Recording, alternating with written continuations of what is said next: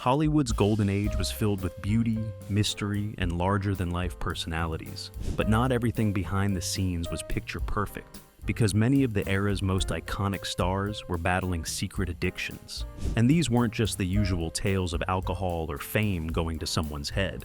We're talking about strange, unexpected, and sometimes shocking habits that shaped their lives and careers.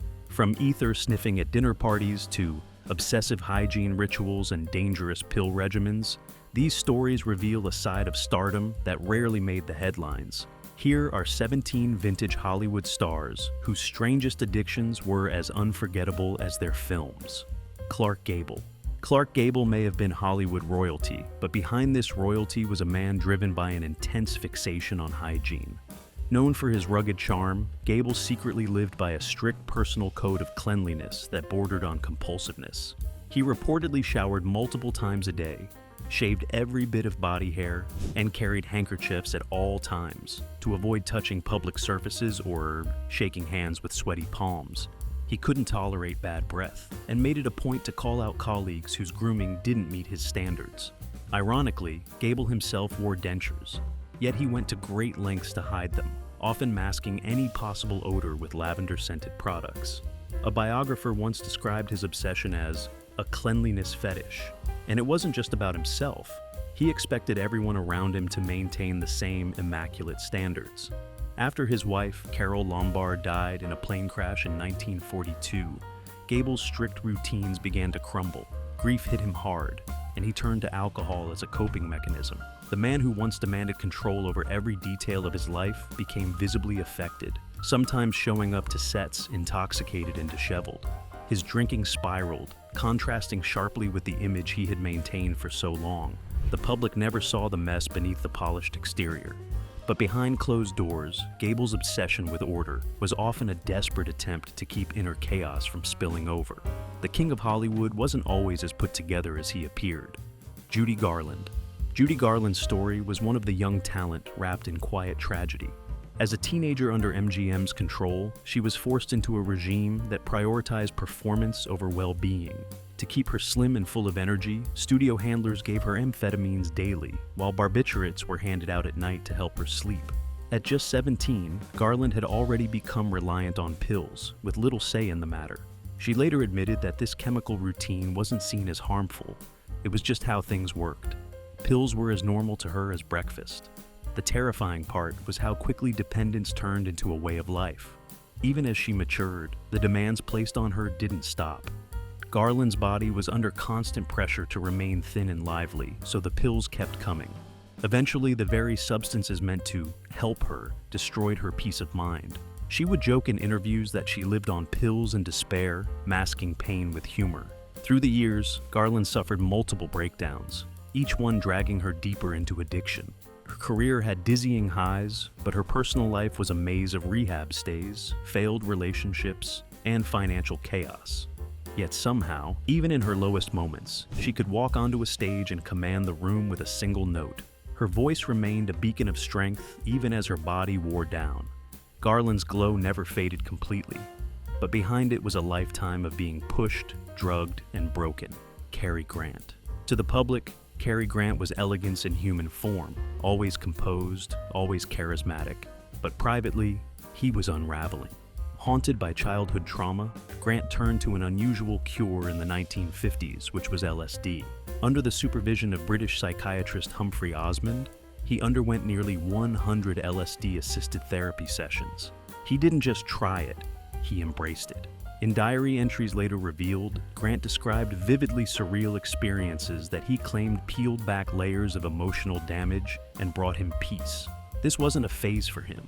He became a quiet yet persistent advocate for the drug, recommending it to friends and even encouraging his ex-wife, actress Diane Cannon, to try it without her consent. She later revealed he attempted to secretly dose her, something she viewed as deeply disturbing. For Grant, LSD wasn't recreational, it was spiritual. He believed it gave him clarity and healing that years of traditional therapy never could. Even in death, his devotion to the drug remained. In his will, Grant left $10,000 to Dr. Max Jacobson, a controversial figure known for his experimental therapies, including LSD.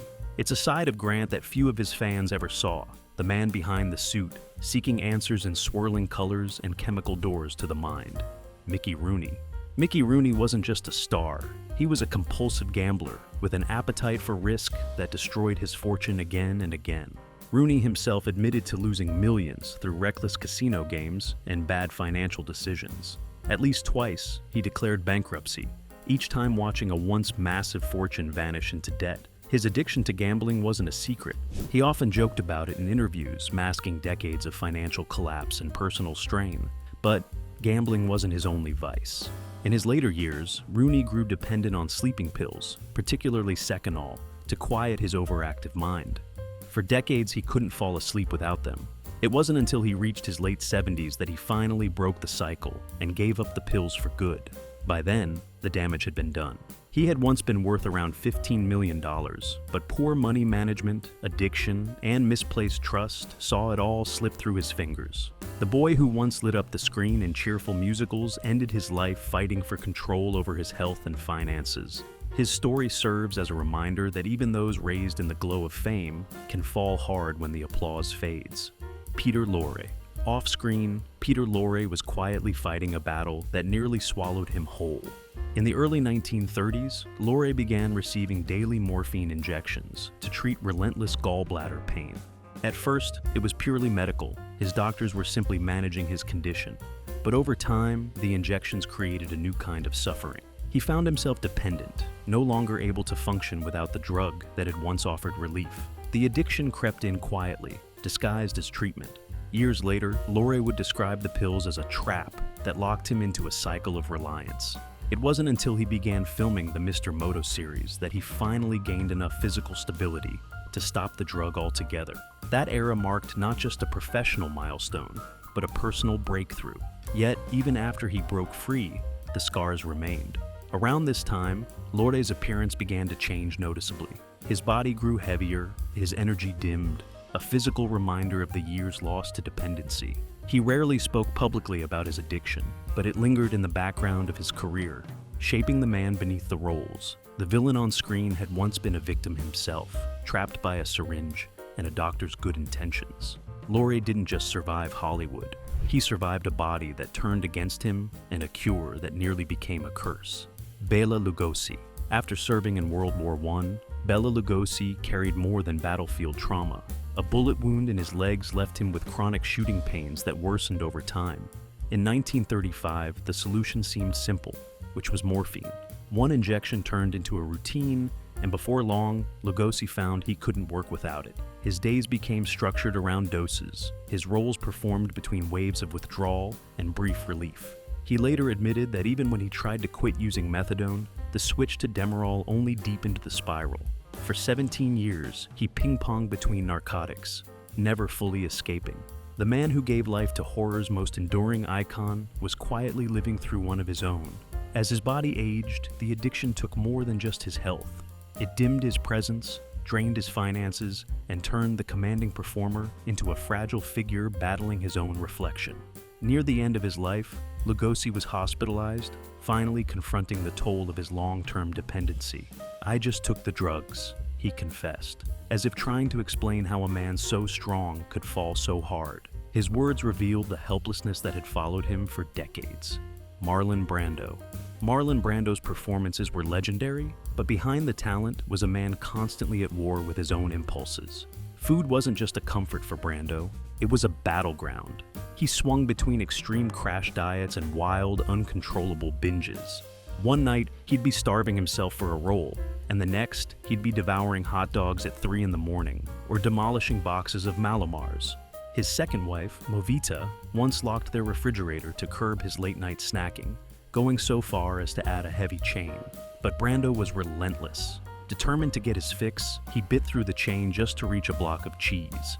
His appetite wasn't limited to cravings at home. On movie sets, he had a habit of going off script in shocking ways. While filming The Godfather, he ate raw liver just to give his performance more edge. In another moment of intensity, he devoured a live frog on camera, without warning the crew. These weren't just stunts, they were glimpses into a man who lived without limits, often choosing impulse over restraint. His relationship with food mirrored the unpredictability of his personality, dramatic, emotional, and compulsive. No matter how much weight he gained or lost, the hunger remained. Not just for food, but for control, chaos, and attention. But Brando didn't just eat to live or live to eat. He devoured life in bursts, always swinging between excess and emptiness, never truly satisfied with either. Howard Hughes. Howard Hughes built empires in aviation and film, but what he constructed in the outside world could never protect him from the turmoil inside his mind. In the 1950s, Hughes descended into obsessive rituals that consumed every part of his life. He stopped bathing altogether and refused to touch doorknobs without layers of tissue. He used hundreds of tissues each day, not only for his hands but also to line his clothes and shoes, crafting tissue socks to avoid direct contact with the world. His germophobia became so severe that he began hoarding his urine in bottles to avoid using any public or even private restrooms.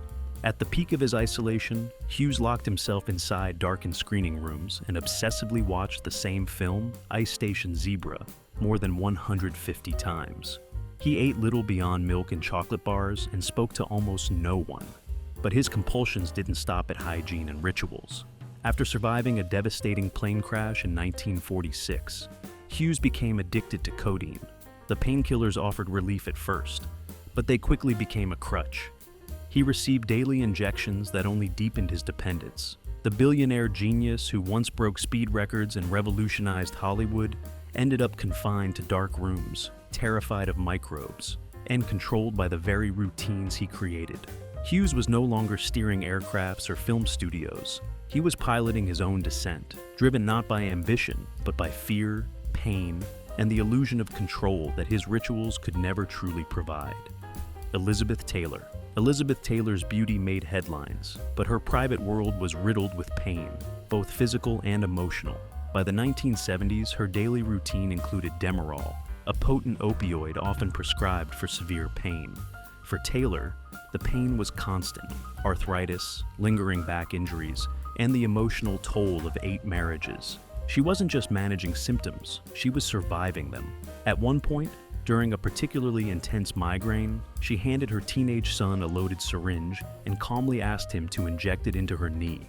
He did it, terrified, but unable to say no. That moment became a dark memory in the family's history, one that exposed how blurred the lines had become between coping and collapse. Taylor's daughters would later speak openly about her lifelong battle with addiction, describing it as a war she never fully won. To outsiders, she was elegance personified. Inside her home, she was often racked with pain, sedation, and emotional chaos. Taylor's need for relief was real, but the cost was heavy. Dependency crept in slowly, until the drugs were no longer just medicine. They were part of her lifestyle. She went through several stints in recovery, and though she never denied her struggles, the cycle of use and relapse lingered for decades. Beneath the diamonds and designer gowns lived a woman trying desperately to dull the ache. One shot, one pill, one prescription at a time. What the world saw as strength was often just survival, hidden in silk. Marilyn Monroe. Marilyn Monroe's light shone so brightly that few noticed how quickly it was burning out. Behind the flawless makeup and breathy voice was a woman trapped in a cycle of prescription dependence. She suffered from intense endometriosis pain that left her doubled over in agony for days. Her doctors gave her sleeping pills to help her rest, but soon the pills became a nightly necessity. To stay awake and perform during the day, she was given amphetamines, diet pills that suppressed appetite and anxiety, but left her nerves frayed. This constant chemical seesaw formed a routine: downers at night, uppers by morning. Monroe didn't take these substances to party or escape. She took them just to function. Studio staff noticed she was often groggy in the mornings, jittery by lunch, and emotionally fragile in between. The lines between medical treatment and addiction faded fast. By the early 1960s, she was effectively doing a pharmaceutical speedball every day, balancing barbiturates with stimulants, her body constantly under pressure. When she died in 1962, her system was flooded with barbiturates. Her passing was labeled an overdose, but it was really the result of years spent juggling pain, insomnia, fame, and fear. Monroe didn't chase danger recklessly. She was simply trying to keep up with a world that asked too much of her and gave too little back. Her fame outlived her, but so did the quiet tragedy of a woman who was medicated into silence long before her final breath. Tula Bankhead.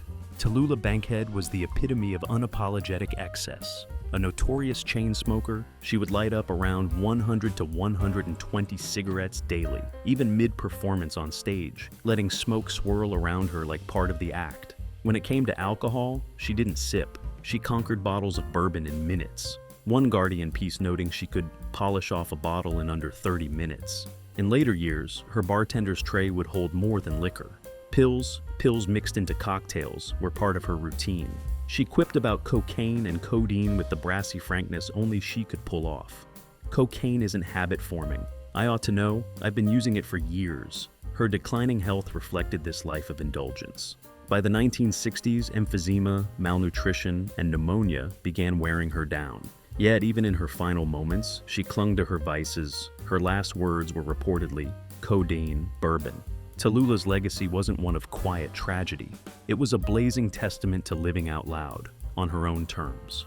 No filters, no regrets. Frank Sinatra's fourth wife, Barbara, revealed he took nearly a dozen showers every single day, driven by a relentless germophobia. She recalled how he would complain if someone simply breathed on him, and would lavish himself in lavender-scented cologne to ensure complete cleanliness. To Sinatra, this wasn't vanity. It was control. The compulsive routines gave him a sense of order in a life defined by fame and excessive nights. Beyond cleanliness, Sinatra indulged in smoking and social drinking, but these were whims compared to his need to feel purified. The showers were part performance as much as personal habit, keeping him perpetually ready for the spotlight. The man who sang about flying to the moon wanted to keep anything earthbound, even germs, at bay. His rituals were whispered about in social circles, yet rarely criticized, and they ultimately became woven into the myth of Old Blue Eyes, Montgomery Clift. The night of the accident marked a sharp turning point in Montgomery Clift's life and legacy. In 1956, a near-fatal car crash left his once handsome face disfigured and his body in constant pain. The aftermath wasn't just physical. Clift's emotional state darkened, and he withdrew from the world he once lit up. To cope, doctors prescribed him a steady stream of morphine and meperidine. Those injections swiftly morphed into dependency, and he began supplementing his regimen with alcohol to soothe emotional wounds. Friends and colleagues noticed the toll. He became erratic, muddled on set, and emotionally fragile. Director Edward Dmytryk later discovered all kinds of prescription medicines, drugs, and syringes in Clift's belongings. His appearance changed drastically. Weight fluctuations, a sluggishness where once vibrant confidence had lived. By 1957, Clift admitted he had drug and alcohol problems. The accident that should have been a turning point instead became the catalyst for self-destruction. What had been a disciplined actor spiraled into addiction, and as time passed, his spirals grew deeper. His career stumbled under the weight of dependence, with directors and co-stars struggling to reach the man he once was. His face, once a canvas of raw emotion and intensity, became a record of struggle, pain, and despair. Clift's tragedy was not just physical. It was the loss of a man who, with one moment of trauma, lost himself in the fog of addiction. Elvis Presley.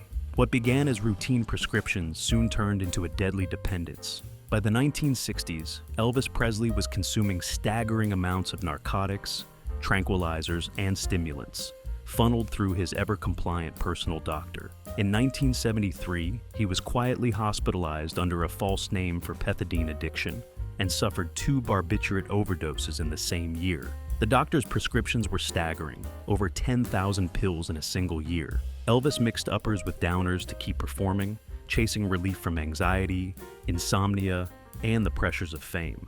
His decline was steep: weight gain, health issues like glaucoma and heart problems, and the deterioration of his stage presence. He attempted rehab and detox in 1973, but the damage had deep roots. Behind the jumpsuits and hip-shaking performances was a man fragmented by dependency, relying on a poison he couldn't outrun. His death in 1977 was the result of this deadly spiral. 8 prescription drugs confirmed at autopsy. The king's crown slipped not by force of fame, but by the slow erosion of a lifetime managed by pills and unchecked medical indulgence. John Huston. John Huston was known for making cinematic classics, but off-camera, he was a legend of excess too. Beyond his legendary whiskey consumption and cigarette habit, he was a compulsive gambler who frequented Nevada casinos and risked fortunes on dice and cards. On the set of The Misfits in Reno, he was rumored to gamble for hours and nearly wreck the production. His bets covered film budgets and personal loans. He once owed $18,000 to a producer and handed Jack Nicholson a joking check for $300,000 he never expected to be cashed. Huston drank heavily on set, with whiskey in hand even during filming, making him unpredictable, yet captivating in his defiance of Hollywood norms. His life was lived in extremes: swift decisions at cards, deep gulps of alcohol, and a charisma that somehow held the chaos together. But the story of Huston isn't just that of a talented filmmaker. It's also the tale of a man who bet on everything, including himself, and often lost. Clara Bow was also one of Hollywood's first notorious pill addicts. Behind her vivacious image lay a desperate struggle to maintain composure amid the pressures of stardom. By 1929, those pressures brought sedatives to the bedside of the silent screen's highest-paid actress. She reportedly kept rows of bottles of sedatives, just to face the day or get through the night. When scandal sheets accused her of wild behavior, from promiscuity to bestiality, she packed pills to steady her nerves. The pill use wasn't secret. It was desperation. In 1931, consumed by fear, anxiety, insomnia, and attacks of emotional paralysis, she endured a breakdown and was admitted to a sanatorium. Doctors prescribed even more barbiturates to calm her shattered nerves after months of relentless work and publicity scrutiny. Those pills became both her anchor and her trap.